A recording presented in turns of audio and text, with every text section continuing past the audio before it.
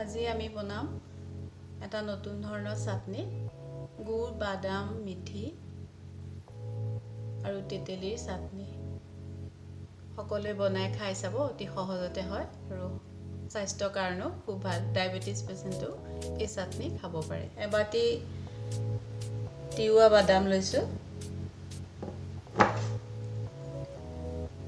4 চামুচ মিঠি গুটি ইয়াও তিয়াই লৈছো এবাটি গুড় লৈছো এয়া তেতেলী 25 গ্ৰাম মান হ'ব ইয়া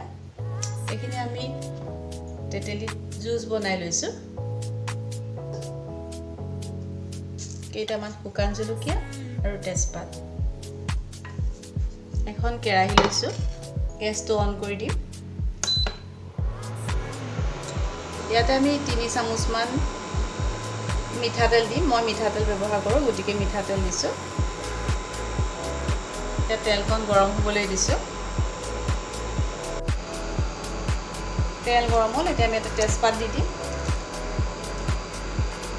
কেইটামান শুকান জলকীয়া লৈছো এতিয়া প্ৰথমতে আমি মিঠি গুটিখিনি দি দিম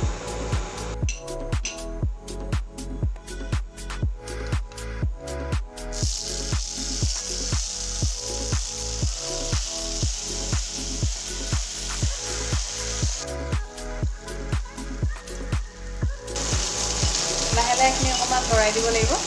তাৰপিছত বাদামখিনি দি দিম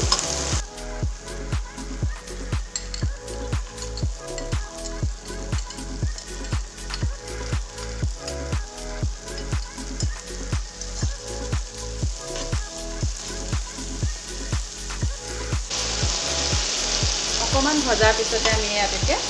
তেতেলীৰ ৰসখিনি দি দিম এই আধা কাপ তেতেলীৰ ৰস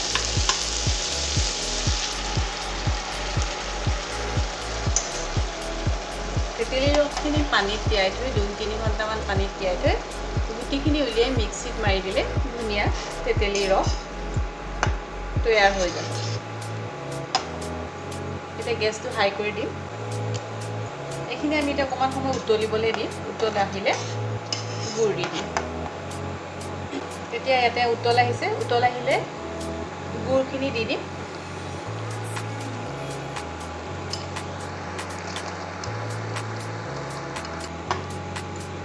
গুড়খিনি দিলো এতিয়া উতলিব লাগিব তাত অন্য বস্তু দিব নালাগে মিঠি গুটি এটা ধুনীয়া গোন্ধ আছে অন্য মছলা নিদিলেও হয়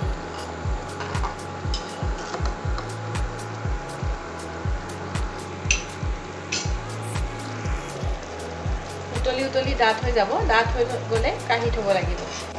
লাহে লাহে ডাঠ হৈ আহিব এনেকৈ লাহে লাহে লৰাই থাকিব লাগিব যাতে তলত লাগি নাযায় লাহে লাহে এতিয়া ডাঠ হৈ আহিছে এতিয়া আমি গেছটো অকণমান কমাই দিম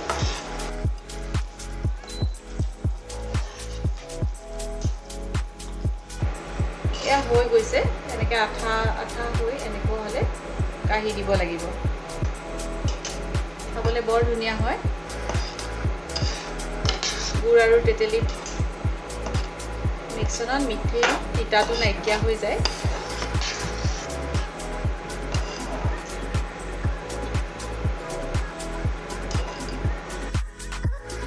এতিয়া ঠাণ্ডা হৈ গ'ল ঠাণ্ডা হোৱাৰ লগে লগে আমি কেৰাহীৰ পৰা উলিয়াই দিম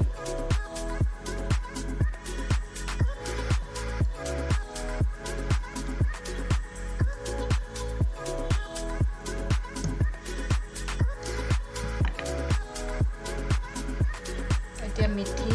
বাদাম তেতেলী আৰু গুড়ৰ চাটনি তৈয়াৰ হ'ব এইখিনি আমি বটলত ভৰাই থ'ব পাৰিম ঠাণ্ডা হ'লে ভৰাই থৈ এমাহ পৰ্যন্ত খাব পৰা যায় ৰুটি আৰু অন্যান্য বস্তুৰ লগত খাব পাৰি মোৰ ভিডিঅ'টো চাব লাইক কৰিব